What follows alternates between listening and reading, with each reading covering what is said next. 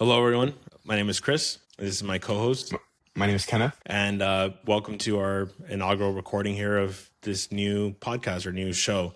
We're still kind of settling on a name here, but ultimately, it's something that we want to just kind of root in classical education, and so just kind of really stemming from my perspective as a parent, and then Ken's perspective as a son, right, or as a child, and just kind of us both coming to these classical works and just saying that what we can both learn and what we can both extrapolate from some of these really cool concepts. And so we're really excited about it. I mean, I am. It's something I've been planning for a long time now, wanting to get off the ground, and really because I've learned the most that I have from works, right, from reading literature.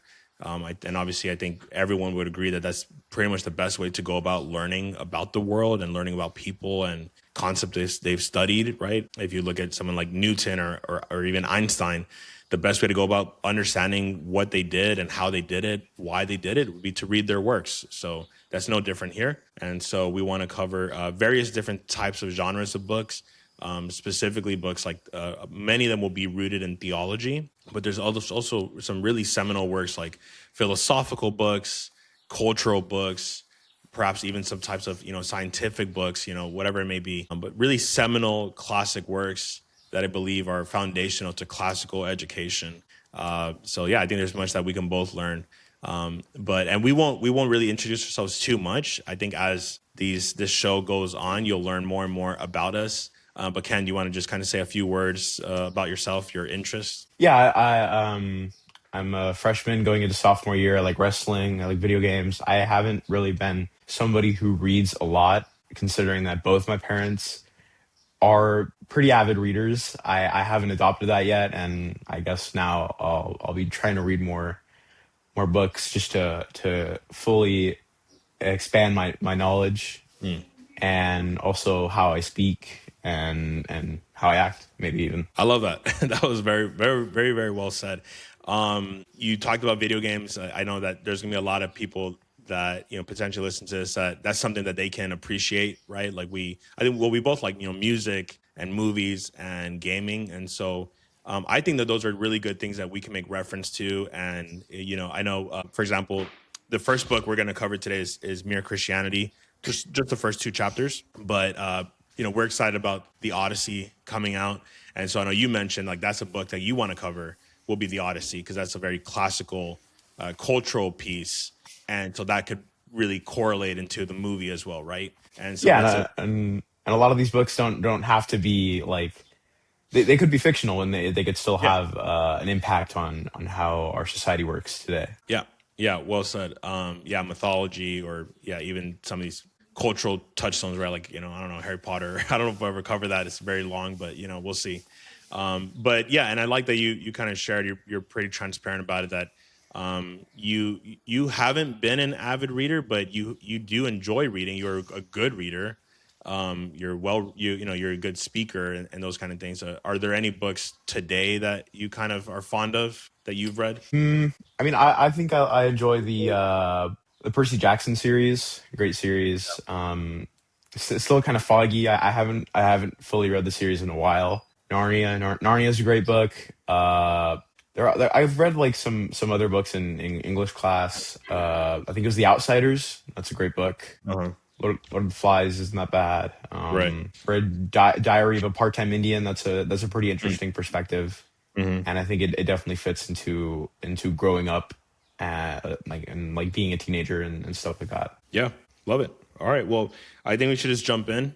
We don't want to, take up too much time. We want to try to keep these episodes as concise as possible, but I think we're off to a good start. So let's get into it. And then Ken, feel free at any point to just kind of jump in and interject. But really what we're going to try to do is just kind of give just a really brief background for this book, why we chose it, and then we'll get right into some kind of quotes and questions that we may have regarding chapters 1 and 2. So I have the book right here in front of me. I picked up this edition from Amazon, which is the C.S. Lewis Signature Classics edition, which it actually has 8 books in it, eight different books. But it's some of C.S. Lewis' most profound work. So I believe we'll probably get to all these at some point because they're just incredible books that help form a lot of my theology very early on. So anyway, Mere Christianity is the first book. It's the first book in this collection. Ken, you have a Kindle version, is that right? Yeah, yeah, Yeah. yeah. I'm a Kindle right here. Yeah. How do you Um, kind of like that version of it? I mean, I think it's pretty useful. It's really easy to take notes and highlight. I mean, if I have physical copy, I'd probably be able to do the same. But it also, I don't know, for me, if like how they concise it from page to page, it helps me so I don't lose where I was. Because sometimes I think I kind of overcomplicate it when I'm reading, and then I lose myself into where I was. So sometimes I restart the same sentence that I was reading already, and that kind of confuses me. Sure. So this is pretty interesting. Okay. Yeah, that's And good to I've know. never really I've read Narnia, great book. I haven't really read a lot of C.S. Lewis's works. I do know that this would be a very interesting perspective theologically, because he was an atheist. He did used to be an Right. atheist, and I did Right. not. I was very surprised when I actually heard about that. Yeah, yeah, very good. I think there's a saying, right? Like some of the best theologians were once atheists, and I think because they go about living their life in such a way, trying to disprove God, trying to disprove Christianity, and in that research, they end up proving it to themselves, right? So I think you and I have had the benefit of we were raised with the faith instilled in us from our parents, but I think for other people who have had to go through life as atheists at some point, I think first of all they have a lot of regret and remorse for it. But I think it also does shape and help shape the way that they see the world and how they're constantly skeptical. And that's a fair thing to always have. You should always be skeptical of things, and even within Christianity, right? We welcome doubts and questions and stuff. So that's what we want to talk about. We don't want anyone. I would say I don't want people to have their parents' religion. Like you have to develop your own relationship with Christ, but it should be rooted in really solid theology.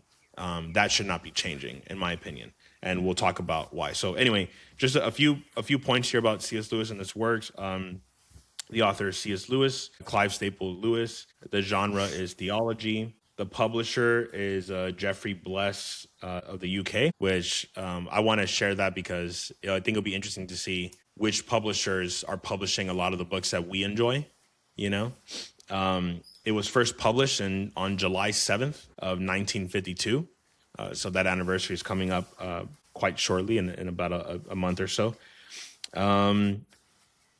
C.S. Lewis lived from 1898 to 1963, so he was 64 when he passed away. Just kind of interesting perspective. And he was a British author and Anglican lay theologian, best known as the author of the Chronicles of Narnia, as you mentioned, Kenneth, which is to this day my favorite fictional works of all time.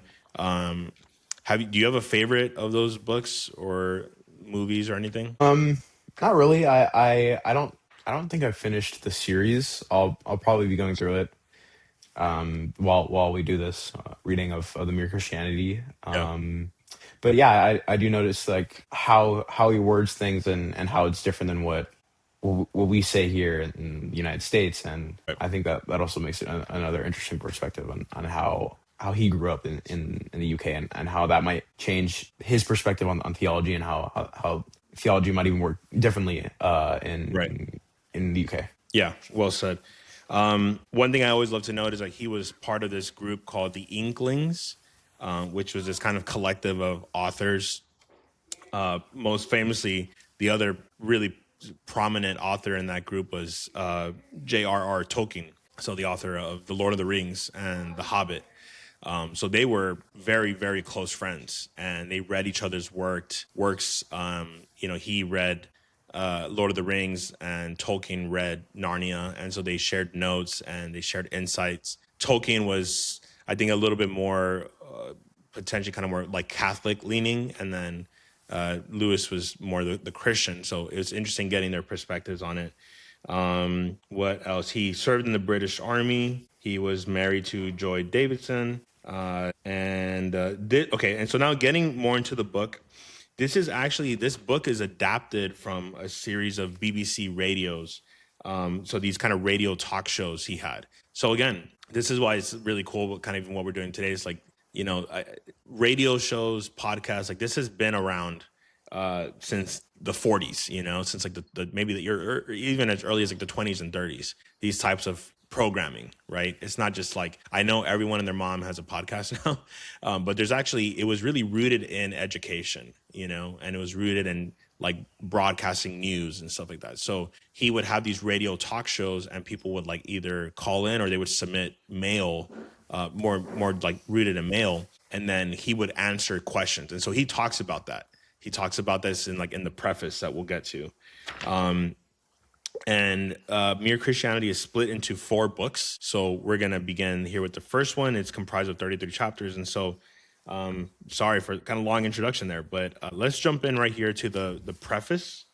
There's a few things that I kind of made of note here that I want to just kind of pause it to you, Ken. And I like here on the very beginning of page 5, he says this: I offer no help to anyone who is hesitating between 2 Christian denominations. And then I wrote, our divisions should never be discussed except in the presence of those who have already come to believe that there is one God and Jesus is Son. So he's not writing to expound upon his religion, but I think to expound upon what is the basis of Christianity. So kind of just having that framework, right? Like he's not trying to convince anyone of anything. I think what he's really just trying to say is this is mere Christianity. This is what at the very least it needs to be. Did you kind of keep that lens as you were reading these first chapters? Yeah, I kept that lens, and then I tried to think about that, but I think I was mainly paying attention to certain things. Like I have 3 different highlighting subjects. I have Sure. the I guess like the law of human nature, and I guess how it differs from the regular laws of nature. I guess like the definition of the law of human nature, and then like the definition of the moral law. Mm-hmm. And I think that's a pretty interesting perspective. And as you go through, you can see that he goes through like a lot of questions that you might have that people have asked him, and he definitely like disproves them. Right. That's well said.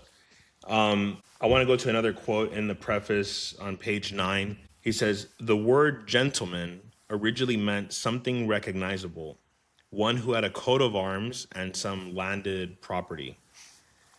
When you called someone a gentleman, you were not paying him a compliment, but merely stating a fact. If you said he was not a gentleman, you were not insulting him, but giving information. So I love that, right? Because again, he's just noting that even to call someone a gentleman, it like you said, it wasn't a compliment. It's just making an observation, right? It's like saying, oh, you're a farmer, which implies that you own a farm, or at the very least, you work on a farm. It's not really a compliment or an insult. It's just an observation.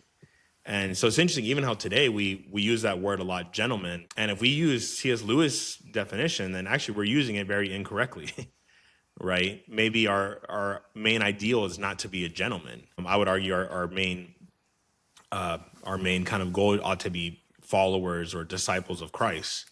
But did that resonate with you at all? Like this concept of what is a gentleman, and why it's important to note that it's not really a compliment or insult. He's kind of giving a definition before we even define what Christianity is, right? To be called a Christian. Yeah, I think with also like how the definition of things, I could also use this as a perspective, again, like the perspective of how the world thinks a gentleman would be. And Yeah, and I'll add here, like on the next page, on page 10, he writes, now if we once allow people to start spiritualizing and refining, or as they might say, deepening the sense of the word Christian, it too will speedily become a useless word. And I love that, because I think that that's the problem we have today in society, is that everyone has their own definitions for everything. Nothing means what it is anymore, right? And we don't have to get into it. It's like a very hot but an issue. But I think you know what I'm kind of implying here, right? It's like yeah, you can call someone something and it actually doesn't mean what it means anymore. And he's actually warning us. And I think this is kind of like almost like prophetic here, where he's saying like even the name Christian is not going to, it could be a risk of not meaning what it's supposed to mean. Do you feel that way? Like people kind of add definitions to words. So the question was, kind of going off of this kind of last words he's saying in the preface here, but Christian, it too will speedily become a useless word. And he's just explaining that if people start spiritualizing or redefining the word Christian, it can become a useless word, which we may not think of that, right? Because we think of Christian as almost like a holy or sacred word, which in a lot of ways it is. But do you feel like that we're at risk of that as a society, of even a word as precious as Christian could become useless? Yes, I think it definitely could because I mean, it's defining what a Christian is a lot harder because compared to like something like an animal, like a tiger is a tiger because of the how biologically and physically it looks, and then that's how we know what it is. Christianity is very easy to distort, mainly due to how Mm. denominations work now today. Like you can have Orthodox Christian, a Baptist Christian, a Catholic, or an evangelical Christian, and I think that the farther we go and the more we look into stuff like that, we could definitely see how it's very easy to distort the word Christian. That's yeah, I love that. That's very well said. Yeah, the denominations, right? That could be kind of throw you for a loop if you're not really well versed in it. So let's move on from here. And I just love he does make a first reference of a scripture here in Acts 11:26. The name Christian was given at Antioch, the disciples who accepted the teaching of the apostles. So I think that's one element of Christianity that's very important, is that it's something that is taught, right? It's not something you're born as. It's something that like many things in human, and he's going to talk about human nature, but Christianity is something that's passed down. It is a heritage, it is legacy. It is this like society, right, of believers, people who are chasing after Christ. And so, but let's get into chapter 1 here. And again, we'll be kind of brief and concise here, but really powerful start here. Book 1 is entitled "Right and Wrong" as a clue to the meaning of the universe. So this whole thing is going to be grounded in the moral argument that kind of proves the existence of God. And so chapter 1 is entitled "The Law of Human Nature." And so I have just kind of some highlights here, but did you want to start us off with chapter 1? Yeah, I did find like how he started it with quarreling. It makes sense because like in this book you could definitely see how he goes back and forth not only with himself but with different people that have asked him questions. And for the first thing I saw was him explaining the law of human nature and the difference between regular laws. So like right here it says, it looks in fact very much as if both parties had in mind some kind of law or rule of fair play or decent behavior or morality or whatever you like to call it, about which they really agreed, and they have. And this was used for like to like for like let's say like you make a promise and then like you break that and then Yeah, I mean, well, on this subject of quarreling, right? He says quarreling means trying to show that the other man is in the wrong. So, how would you define human nature, if you can? I think how I define human nature, I think I'll make two perspectives: the perspective of a believer and the perspective of like a regular person. I think for the Sure. perspective of how of a believer, it'd be human nature is sin. That's what our human nature is. We adopted that the moment we took the fruit, the forbidden fruit in the Garden of Eden, and that became our human nature. But human nature, in the perspective of, let's say, an atheist or somebody else in a different religion in general, I think they'd say how we treat somebody, how we treat others. Sure. Yeah, that's good.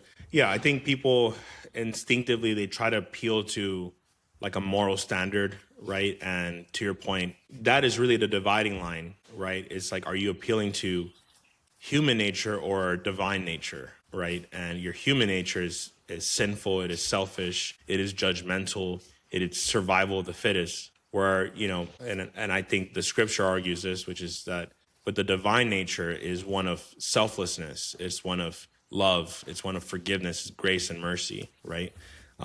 That's good. And please feel free to interrupt me if there's a part that I'm skipping over that you want to touch on. But I think even going to page 17, he describes the moralities of the Nazis, right, of the Egyptians, and I believe the Chinese as well, right? And the question is, are they comparable to our current understanding of morality? He says, men have differed as to whether you should have one wife or four, as an example. So I like to say that I read the scriptures in black and white. Like either you're feeding the flesh or you're feeding the spirit, right? Either you're starving the flesh or you're starving the spirit. That's kind of how I just see my life. Do you agree with that, or do you disagree with that? Yeah, I think that makes a lot of sense. Um, and like, yeah, like for listening to to how you treat others, what you do in your daily life. Like let's say like the music you listen to, the games you play, the people you spend your time with, everything that you do is a clash between your spirit and your flesh. And I think that that does make a lot of sense. Yeah, well said. And he kind of defines it on page 16. It says, this law was called the law of nature because people thought that everyone knew it by nature. But again, I would argue that I think the things of nature are not necessarily always good or more moral, right? And that's what he brings that example. The ancient Egyptians, the Babylonians, the Hindus, the Chinese, the Greeks, the Romans, he actually makes several references to Nazis, right? And that's a man. I'm not sure we can say the word anymore because you can get like demonetized and stuff like that, But it's an unfortunate truth. It's like I think in many people's eyes, that group is kind of like the pinnacle of evil, right? Of what evil looks like to really judge other people and then to take it so far as to even want to take action against them. That's just scary. If that's human nature, that's scary, and I want like nothing to do with it. You know what I mean? Mhm. Do you feel like where does guilt play a role in human nature? Do you think guilt is something of human nature or something of the divine nature? I think guilt is of divine nature. I think it's what the Holy Spirit put in us. Even if we don't believe, there's something that tells us not to do this or that. Like for example, oh, your mom said don't get any more cookies from the cookie jar. If you want to get another cookie, but if she said no and you're gonna do it, something's telling you you shouldn't be doing this. You're disobeying an order, and it doesn't just have to be an order given to you by somebody else. It could be anything. It could be spiritual, governmental, or parental. That's I mean, I would say I don't think guilt is of divine nature, but I see what you're saying, and I would just, in my opinion, I would simply maybe rephrase it more as saying, I think remorse is something good. I think it, having sympathy. I think empathy to a certain degree. I think empathy can also be weaponized, but I don't believe the spirit wants us to feel guilty about anything. I think he just wants us to hand it over. But to your point, it's like, where do you get that sense of remorse or even regret, right? And it's not this weighted guilt, but it's like, oh, this was a wrong thing. Like it's a good characteristic to identify what is right from wrong. And he says it. He writes, if there were no such thing as right and wrong, there would be no sense in preferring civilized to uncivilized morality. Um, Yeah, I think that actually stood out because I think it's very similar to I think it's called nihilism, if I'm correct. oh, nihilism. Yeah, nihilism. There you go. Nihilism. Oh, yeah, I think yeah. that's very Well similar to said. nihilism, where like Right. there's not really any good or evil or anything. It's just like Yeah. there's no. It's like it sounds like, yeah, it's very similar to nihilism. There isn't really any Yeah. reason to exist. That is an excellent point. Yeah, nihilism is this belief that life is without meaning, that there's no purpose. Yeah, very well said. I think again, and he argues that later on, right? But like that's kind of the danger of atheism. Like if there is no creator, then there's no morality. If there's no morality, then you're a nihilist, because now your life doesn't have purpose. And then we don't actually have a reason to prefer civilized to uncivilized morality, right? Like, how come I can't just have an uncivilized tribe? We talk about gaming already, right? Like Grand Theft Auto. That's an uncivilized way of living. No one would actually do that, right? But that's kind of like Yeah. that's kind of peak uncivilized morality in our current society, right? It's like, take any car you want, take any weapon you want, do whatever you want to whoever you want, and as long as you're alive, there's no consequences. Yeah, I think I'm sure he probably will be using nihilism the more we go into this book, and Yeah, I definitely think that's a very interesting perspective, especially yeah. with certain events that have happened now. With I heard about this at a apologetical conference. I think I forgot his name, but it was a man who he was a very big time nihilist, and Hmm. it was when he was at Harvard in front of these stairs, and after he let out this like 2000 page like note on like after his life about, and it was just like religion, politics, and everything, and how he summed up that if he ended his life, then that's like true nihilism. Right, right. Yeah, excellent point. Okay, cool. So shall we move on to chapter 2, which is also Yeah. kind of a shorter chapter? Is there anything you want to say at the top of this chapter, which is entitled "Some Objections"? From the first page. Yeah, yeah. If there's anything that sticks out to you. I think I put it was the first page. It was a big the moral law, and then like Or what? I guess desires inside of us. Like if there's a man a man that's like in danger, there's two desires in you. There's one that will tell you to go help him, and then there's another one that tells you to run away because there's something dangerous. Mm, And then an interesting thing that C.S. Lewis says is that there's a third desire that mm. tells you to defy the second desire and to help that man. And I That's so think that's good. a very big standout Yeah. into explaining the moral law. Like if we it's a bit far, but if we look at the end when Hmm. he's explaining what moral law is, he put you would not call a man humane for ceasing to set mouse traps if he did so because he believed there are no mice in the house, because that's what like morality, what true morality is. It's judged by why you do something and not just what you're doing. Oof. I love that. Yeah. Do you kind of see that in even amongst your peers? Do you feel like they have a sense of the moral law, or do you feel like they're more like apathetic, right? Like they're kind of indifferent about it. I think there it depends. Yeah, it definitely depends on person to person. There's some people Mm. that would definitely I can see go out of their way to help you. There are definitely some people that don't care and are a little bit on the rougher side and just care about themselves. And you can definitely see the moral law and how it affects certain people in different backgrounds. Right. Yeah. And yeah, he kind of brings up that point you mentioned, a third thing which tells you that you ought to follow the impulse to help and suppress the impulse to run away. Now, this thing that judges between the two instincts that decides which should be encouraged cannot itself be either of them. And that's kind of the thing he's hinting on. It's like it must be something supernatural, right? This kind of third thing that helps you distinguish from right or wrong. Now, I think us as believers, right, we would identify that as the Holy Spirit. But what do other people or societies or religions, what do they identify that as? I think most, like, let's say we talk about like an atheist, they just think of that as like the herd mentality to just to for the survival of our species, Hmm. that we've adopted to since we were monkeys, or as they think. And that is a good perspective, but how would that not also mean that we could just ignore them and then that's still survival of our species because we are surviving ourselves? Yeah, I like that. And he makes this really great analogy of about like instruments. He says you might as well say that the sheet of music which tells you at a given moment to play one note on the piano, not another, is itself one of the notes on the keyboard. The moral law tells us to tune the tune we have to play, and our instincts are merely the keys. So he makes this other kind of simile here where he says you probably want to be safe much more than you want to help the man who is drowning, but the moral law tells you to help him all the same.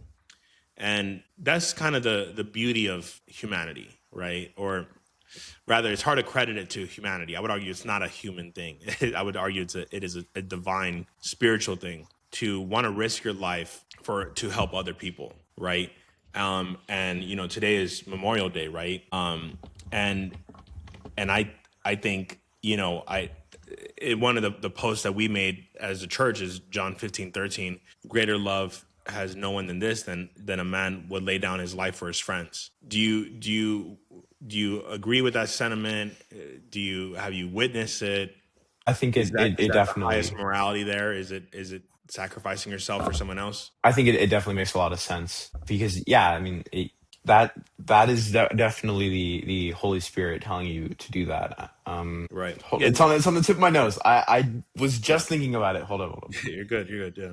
Yeah. And he actually even says right here's a third way of singing. He's like, if the moral law was one of our instincts, we ought to be able to point to some impulse inside us, which was always what we call good.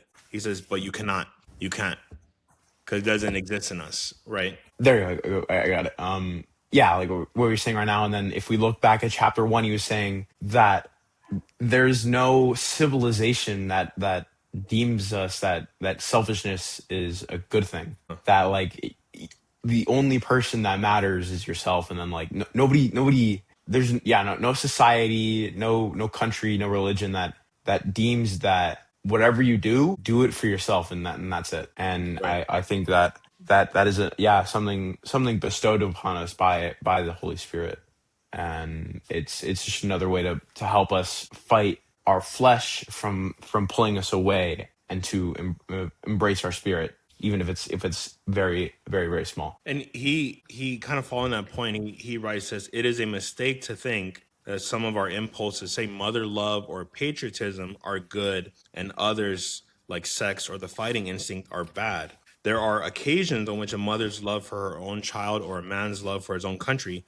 have to be surpassed, or they will lead to unfairness towards other people's children or countries. So do you can more is morality relative? What is he kind of saying here? I think How can you he's say just that? trying to. Or, Like how you can go. you say that? Yeah, like so is it always good to have mother's love towards a child, or are there moments where that has to be surpassed? Patriotism is a big one today, right? Where the whole country and even in the Christian world, we're divided. We're like, we don't know if patriotism is necessarily good or bad anymore. And he's kind of arguing like, yeah, that's kind of the problem. Like you can't really know it. Like there's moments where it's good or bad, but like, what do you feel like is morality relative, or how can we know it? Um, I think he was using stuff like this because like he was trying to explain bias. Like if a mother loves her children, sometimes you need to suppress that because like let's say they're her child attacked somebody Right, or like right, now they're right. in like court. You need to suppress that bias in order to fully give him the proper punishment he deserves. Or yeah, for patriotism, like, let's say it's a trial against somebody from your own country against somebody who is from a different country. You need to suppress your bias of your country to understand the wrongs that either man has done or wrongs that one man has done to fully see what punishment is deserved. I agree. Yeah, I agree. That's well said. Another quote here, and we're kind of nearing the end here, but he writes, the most dangerous thing you can do is to take any one impulse of your own nature and set it up as a thing you ought to follow at all costs. Do you think morality is something that we discover? Is it something that we create? Was it created by someone else? I think our morality is something that develops with us as we get older, but it still can be changed by the Holy Spirit or somebody else entirely coming into your life and affecting your moral law again as you grow wiser and or something like that. Yeah. And he makes reference to the first chapter. He says there are differences between the moral ideas of one time or country and those of another. The differences are not really very great, not nearly so great as most people imagine, and you can recognize the same law running through them all. Whereas mere convictions, like the rule of the road or the kind of clothes people wear, may differ to any extent. That's something that I notice a lot from like debates and stuff is that people want to compare our current morality to the morality of, say, the 30s and 40s, right? Or even 50s and 60s of America, right, where like racism was prevalent, and even going to the founding fathers, right? And people want to compare the morality of today to that, but you just made a mention of that. Our morality is something that develops, right? Like I wouldn't say that I have the objective perfect morality today. I believe it comes from the Bible. So I believe that I can point to something objective and perfect. But I actually believe that my morality is still continuing to develop, and my hope is that it is becoming more and more like Christ, right? So it's Yeah, hard for me to judge people of even 10, 20, 30 years ago. But how do you feel about that? Like, yeah, and I think morality works also into a society. So, like a society itself could have its own morality that could develop. Yeah, like with how with new laws being passed and different laws being written of. That's because of like we have different perspectives. Yeah, with racism or like the Jim Crow laws, our morality slowly started to change, which let us open more things and get rid of things that we deemed as unnecessary and put more rules into we deem as necessary, and that will slowly change the longer we go into this country and the world in general. yeah, that's well said. And of course, like those things were, I think, in every sense of the word, objectively absolute evils, right? Yeah, That yeah, should definitely. should have never existed. But it's hard to judge people of the past when the culture and society was completely different. There's things today that I view as evil, abject evil, and Hmm. would be offensive, heinous to God. But Yes. we as a society today have kind of been like, well, this is what we want to allow. But I believe that, if this society exists for another 200 years, I think we will look back to 2026, 2025, and we'll be like, man, they were really messed up in a lot of things Yeah, they I do. mean, But like that's the it's kind of beauty, like right? It's yeah, it's kind of like you can it's kind of like you can see a person growing up. Like if you right, it right, right, right, because if people make mistakes, it's you can see like you can go back into your past and you can cringe at it because you're like, I right, wish I did do that. That was really foolish of me. I regret that, and right. now I know to do better and not to do that anymore. Right, right. Yeah, well, very well said. Do you have any other quote or question that you wanted to kind of prompt before we kind of wrap up? Let's see, not necessarily. I think you covered most of it with like the piano thing is good, and then yeah, how are we talking about? We didn't. I think we skipped over the arguing stuff. I mean, we could break it up with this, so it Yeah. gives You us have you have a more to think quote or about. a question from it? Is these then are the 2 points I wanted to make. First, that human beings all over the earth have this curious idea that they ought to behave in a certain way and cannot really get rid of it. Secondly, that they do not in fact behave in that way. They know the law of nature, they break it. These two facts are the foundation of all clear thinking about ourselves and the universe we live in. Yeah, that's well said. Well, what kind of like stands out to you about that section? I think it makes a lot of sense because he's just like I guess putting, I guess claims two different claims that kind of go into each other and I guess we will be seeing how he gives us more evidence and reasoning throughout Right. the book.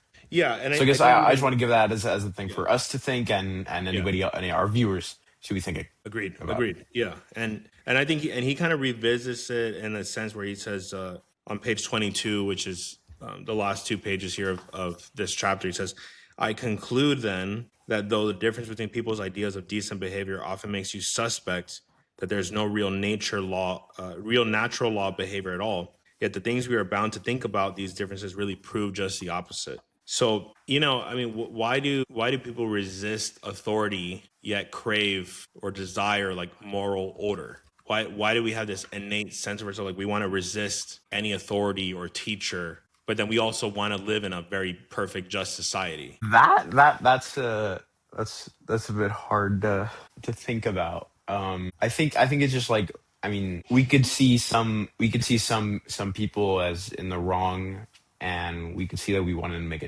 a change into that. And I think that's also another thing of our spirit and our flesh clashing. Because somebody could be in the right, but we could still think they're wrong for what they're thinking. and we just haven't been taught that what they're saying or is right or wrong by different perspectives of different people. Kind of like with a lot of laws that are going around right now. Right, right. His last sentence here on page 23 of chapter 2, this is how he ends his chapter. He says, "You would not call a man humane for ceasing to set mouse traps if he did so because he believed there were no mice in the house." He would not call a man humane. So, I think ultimately, if the moral law is real, it kind of begs this question of like, how are we responding to that? How are we as humans responding to that? But also, what kind of lawgiver would make this world where humans can identify the good, but then struggle to doing it? And then like, do we judge those people for actually making those actions, right? Like setting the mouse traps. But it's like, but if a man he stops putting mouse traps because there's no more mice, it's like, is he doing a good thing or not? It's kind of very existential in that way. And so, but in chapter 3, he's going to get into like the more practical and real aspects of the law. The Yeah, reality of the law is chapter 3. So it's kind of like after, if a farmer were to stop cutting off the beaks and yeah, talons of a chicken yeah, solely due to them not fighting anymore, instead of right, thinking I shouldn't be doing this, yeah, this is cruel, yeah, I should let the chickens just pasture freely instead of trying to confine them to a space. I right, think that's because the morality, I touched on this earlier, but the morality is being yeah. touched by why you're doing it, not what you're doing. Yeah, that's well said. I'm going to leave it at that because that was a great close. Okay, well, thank you everyone for listening. Thank you, Ken, for the time. This was awesome, great first episode in that we got chapters 1 and 2 done, and I think we'll try to keep that cadence, right, of maybe 2 chapters at a time, probably bi-weekly if we can manage that. But ultimately it's going to be just kind of on our schedules we allow, but we want to be consistent about it too. So hopefully that worked well, and then we'll just kind of keep improving from there. All right. Well, thank everyone for watching. Make sure to like and subscribe to whatever platform you're listening to this on.